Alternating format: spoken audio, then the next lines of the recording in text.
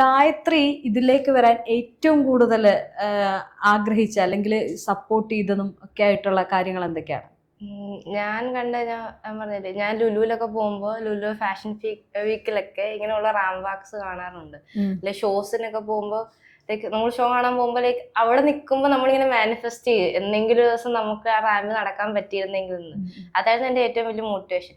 പിന്നെ എനിക്ക് കിട്ടിയ ബുള്ളിങ്സ്, എനിക്ക് കിട്ടിയ ട്രോമാസ് ആയിരുന്നു എന്റെ ഏറ്റവും വലിയ ലൈക്ക് സ്ട്രെങ്ത് എന്ന് പറയാം. ലൈക്ക് ആ ഒരു പറഞ്ഞവരുടെ എല്ലാം ഫ്രണ്ടിൽ എനിക്ക് കാണിച്ചു കൊടുക്കണം എന്നുണ്ടായിരുന്നു. ഓക്കെ, എന്നെ കൊണ്ട് പറ്റും, അല്ലെങ്കിൽ എന്റെ മുഖം കൊള്ളില്ല എന്ന് പറഞ്ഞവരുടെ ഫ്രണ്ടിൽ ലൈക്ക് എന്റെ ഒരു പോസ്റ്റർ അല്ലെങ്കിൽ എന്റെ ഒരു ഫ്ലെക്സ് കാണിക്കണം എന്ന് എനിക്ക് ഭയങ്കര ആഗ്രഹമായിരുന്നു.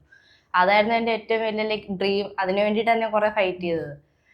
എന്റെ ഏറ്റവും വലിയ സപ്പോർട്ട് വീട്ടിൽ നിന്ന് സത്യം പറഞ്ഞാൽ അത്ര വലിയ സപ്പോർട്ടൊന്നും ഇല്ല. എന്റെ അച്ഛന് തീരെ താല്പര്യമില്ല ഞാൻ ഈ ഫീൽഡിലോട്ട് പോകുന്നതിൽ. ഇതൊട്ട് സ്റ്റേബിൾ അല്ല എന്നാണ് അച്ഛൻ പറയുന്നത്. അമ്മയും ചേച്ചിയും നല്ല സപ്പോർട്ടാണ്. പിന്നെ എൻ്റെ ഏറ്റവും കൂടുതൽ എൻ്റെ ഫ്രണ്ട്സ് എൻ്റെ കൂടെ നിൽക്കുന്നവർ, അവരാണ് എൻ്റെ ഏറ്റവും വലിയ സപ്പോർട്ട്. എൻ്റെ ഒരു ഫ്രണ്ട് കാരണം ഞാൻ ലൈക്ക് സൗത്ത് മിസ്സിന്റെ ഫാഷൻ ഐക്കൺ അപ്ലൈ ചെയ്യാനും പോകാനും എല്ലാം എൻ്റെ ഫ്രണ്ട് നിർബന്ധിച്ചിട്ടാണ് ഞാൻ പോയത്. ലൈക്ക് അത്രയും നല്ല പുഷ് വന്നായിരുന്നു, ചെയ്യേ.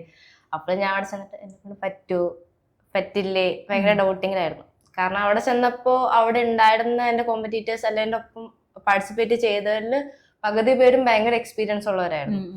അപ്പൊ അവരുടെയൊക്കെ കോൺഫിഡൻസ് കാണുമ്പോൾ അല്ലെങ്കിൽ അവരുടെ എക്സ്പീരിയൻസ് ആണെന്ന് ചിന്തിക്കുമ്പോൾ തന്നെ ഞാൻ ഓവർ തിങ്ക് ചെയ്യും. ചിന്തിച്ചപ്പോ തന്നെ ലൈക്ക് എന്റെ പകുതി കോൺഫിഡൻസ് പോയി. പിന്നെ അവിടെ നിന്ന് ലൈക്ക് ഒന്നെനിക്ക് മനസ്സിലായത് നമ്മളെ ഇങ്ങനെ പുഷ് ചെയ്യാൻ വേണ്ടി കുറെ ആൾക്കാർ കാണും, കൈൻഡ് ഓഫ് ചെയ്യേ. പക്ഷെ എൻഡ് ഓഫ് ദി ഡേ വരുമ്പോഴത്തേനും ഭയങ്കര കളർ ഭയങ്കര മാറ്റർ ആയിട്ട് എനിക്ക് അപ്പോഴും ഫീൽ ചെയ്തു. എന്താ പറയാ ലൈക്ക് അവര് എല്ലാരും ഇങ്ങനെ ചെയ്യണം, കളറിൽ കാര്യമില്ല എന്ന് പക്ഷെ എല്ലാരും പറയുന്നുണ്ട്. പക്ഷെ എല്ലാവർക്കും കളർ ഒരു സത്യമാണ് അത്. പലരും അതിനെ അങ്ങനെ ഇപ്പൊ പുറത്തു വന്ന ഒരുപാട് പേര് പറയും അങ്ങനെയൊന്നും അല്ലാന്ന്. പക്ഷെ ഉള്ളിന്റെ ഉള്ളില് അവരെപ്പോഴെങ്കിലും പറയുമ്പോ അതിനൊരു എന്താ പറയാ താരതമ്യപ്പെടുത്തി തന്നെ പറയാറൊക്കെ ഉണ്ട്.